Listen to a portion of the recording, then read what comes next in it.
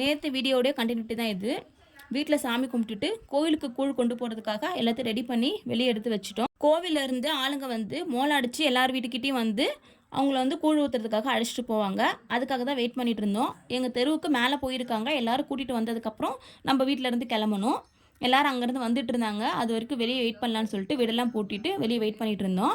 எல்லோரும் வந்ததும் மோளக்காரங்க முன்னாடி போவாங்க, நம்ம பின்னாடியே கூழ் எடுத்துகிட்டு போனோம். கோயில் வரைக்கும் அவங்களே அழைச்சிட்டு போவாங்க. நம்ம ஊரில் எல்லா தெருவுக்கும் போயிட்டு எல்லாரையும் யார் யார் கூழ் ஊற்றுறாங்களோ அவங்க எல்லாரையும் அழைச்சி வந்து கோவிலில் விட்டுட்டு அதுக்கப்புறமேட்டு தான் கூழ் ஊற்றவே ஸ்டார்ட் பண்ணுவாங்க. ஃபஸ்ட்டு வந்து சின்ன மாரியம்மன் கோயிலுக்கு வந்துடுவோம். அந்த கோயிலுக்கு வந்துட்டு எல்லோரும் கூழ் வச்சுட்டு வெயிட் பண்ணுவோம். ஒவ்வொருத்தவங்களும் 2 கூழ் பானை எடுத்துகிட்டு வரணும். ஒன்று வந்து சின்ன மாரியம்மன் கோவிலுக்கு, இன்னொன்று வந்து பெரிய மாரியம்மன் கோயிலுக்கு.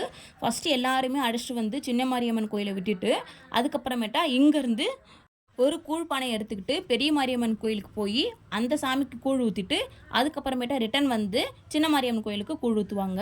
சின்ன மாரியம்மன் கோயிலில் தான் ஃபெஸ்டிவலே. சாமிலாம் சூப்பராக அலங்காரம் பண்ணியிருந்தாங்க. இன்னும் கொஞ்சம் பேர் வர வேண்டியது இருந்ததுனால எல்லோரும் கூழ் பானை எடுத்துகிட்டு வந்து வெயிட் பண்ணிட்டு இருந்தாங்க. அதுக்குள்ளே சாமி கும்பிட்டுலான்னு சொல்லிட்டு கோயிலுக்குள்ளே போய் சாமி கும்பிட்டுட்டு வந்துட்டோம். ஏன்னா கூழ் ஊற்ற ஸ்டார்ட் பண்ணிட்டாங்கன்னா ஃபுல்லாக வந்து கூட்டத்தில் நெரிச்சு எடுத்துருவாங்க. கோயிலுக்குள்ளே போக முடியாது. எல்லாம் வெயிட் பண்ணிகிட்டு இருக்கிற கேப்பில் நாங்கள் வந்து உள்ளே போய் சாமியெல்லாம் திருப்தியாக கும்பிட்டுட்டு வந்துட்டோம். சாமியெல்லாம் சூப்பராக அலங்காரம் பண்ணியிருந்தாங்க.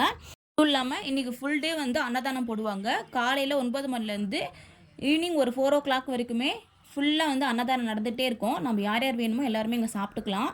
நான் மேரேஜ் ஆகி வந்து எனக்கு இது ஃபஸ்ட் டைம் இந்த ஃபெஸ்டிவல் நான் பண்ணுறது. நான் நெக்ஸ்ட் இயர் பண்ணலான்னு சொன்னேன். ஹஸ்பண்ட் தான் வேணாம், ஆல்ரெடி 2 இயர்ஸ் பண்ண முடியல, இந்த வருஷம் பண்ணிடலான்னு சொல்லிட்டு இந்த வருஷம் பண்ணிட்டோம். ஏன்னா பாப்புக்குட்டி ரொம்ப குட்டியாக இருக்கிறதுனால நெக்ஸ்ட் இயர் பார்த்துக்கலான்னு நினச்சோம். ஏன்னா அது கூட்டத்தில் செம்மையாக அழுதுட்டாங்க. அந்த ரொம்ப வெயில் டைம்ன்றதுனால ரொம்ப ஸ்வெட்டிங் ஆகி அழ ஆரம்பிச்சிட்டாங்க. அவங்களுக்காக தான் யோசிச்சோம் நெக்ஸ்ட் இயர் பண்ணிக்கலான்னு சொல்லிட்டு. ஒரு வழியாக கூழ்லாம் ஊற்றிட்டு வீட்டுக்கு போகிறதுக்கு 5 o'clock ஆகிடுச்சு. நெக்ஸ்ட் இயர் பார்க்கலாம். பாய்.